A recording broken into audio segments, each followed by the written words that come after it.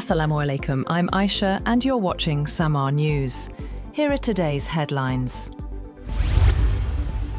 US President Donald Trump, in a written message to Norway's Prime Minister, has said that he no longer feels obligated to think purely of peace because he had not been awarded the Nobel Peace Prize, and he repeated his demand for control of Greenland.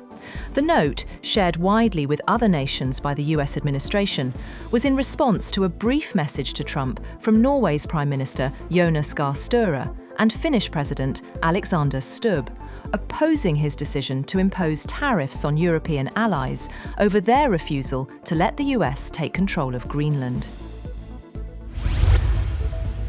Greenland's Prime Minister says the Arctic island will not be pressured amid renewed demands from President Donald Trump to cede sovereignty. Jens Fredrik Nielsen said Greenland would stand by dialogue, respect and international law, despite tariff threats linked to Trump's push. His comments follow protests in Greenland and Denmark as tensions grow between NATO allies. Eurozone finance ministers have met in Brussels as tensions with Washington sharpened over Greenland. President Donald Trump has threatened sweeping tariffs on several European countries unless the US is allowed to buy the Danish territory. The European Union is now weighing retaliatory measures, with leaders set to discuss options at an emergency summit later this week. Turkish President Tayyip Erdogan says he hopes Iran can navigate what he called a period filled with traps through dialogue and diplomacy. Speaking after a cabinet meeting, Erdogan said Turkey was closely watching attempts to shape events on the streets following Iran's worst unrest since 1979, adding, "Ankara is ready to do whatever is necessary to help ease tensions." At least 7 people have reportedly been killed and 2 Chinese nationals injured in an explosion that struck a hotel in central Kabul. According to Chinese state media and Afghan officials, the blast hit the Shah-e-Noh district, one of the capital's most heavily guarded areas. Authorities say an Afghan security guard was among the dead, while an Italian NGO that runs a hospital in the Afghan capital puts the initial death toll at 7, with at least 13 others injured.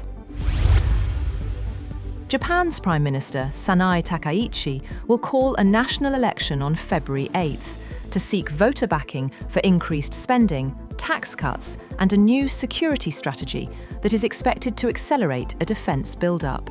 Takaichi plans to dissolve Parliament on Friday ahead of the snap vote for all 465 seats in the lower house of Parliament, in her first electoral test since becoming Japan's first female premier in October.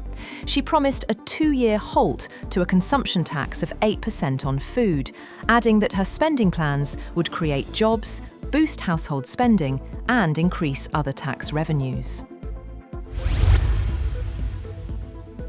Chilean President Gabriel Boric has declared a state of catastrophe in 2 regions in the south of the country as raging wildfires forced at least 20,000 people to evacuate and left at least 18 people dead. According to Chile's forestry agency, firefighters were battling 24 active fires across the country, with the largest being in the regions of Ñuble and Biobío, where the government declared the emergency. At least 39 people have died in southern Spain after a high-speed train derailed and collided with an oncoming one, marking the worst railway accident in the country since 2013. The accident left 122 people injured, with 48 still in hospital and 12 in intensive care. Drone footage at the scene showed twisted carriages lying on their side under the glare of floodlights. Some passengers had climbed out of smashed windows, while others were wheeled away on stretchers. At least 27 members of a leftist guerrilla group in Colombia have been killed in clashes with a rival faction in a fight over control of a jungle area in central Colombia. Military authorities said clashes occurred in the rural area of the municipality of El Retorno in the department of Guaviare. The clashes took place between a faction of the Revolutionary Armed Forces of Colombia, led by Nestor Gregorio Vera, known by his war name Ivan Mordisco, and another led by Alexander Diaz Mendoza, alias Calarca Cordoba. Over in South Africa, 13 school children were killed when their minibus collided with a lorry near Vanderbijl Park, south of Johannesburg. 3 other children were injured and are being treated in a hospital. President Cyril Ramaphosa offered condolences to the families, calling for stronger protection for learners. Authorities say investigations into the crash are ongoing. European Union ambassadors have reached broad agreement to intensify efforts to dissuade US President Donald Trump from imposing tariffs on European allies, while also preparing retaliatory measures should the duties go ahead. EU leaders are set to discuss options at an emergency summit in Brussels on Thursday.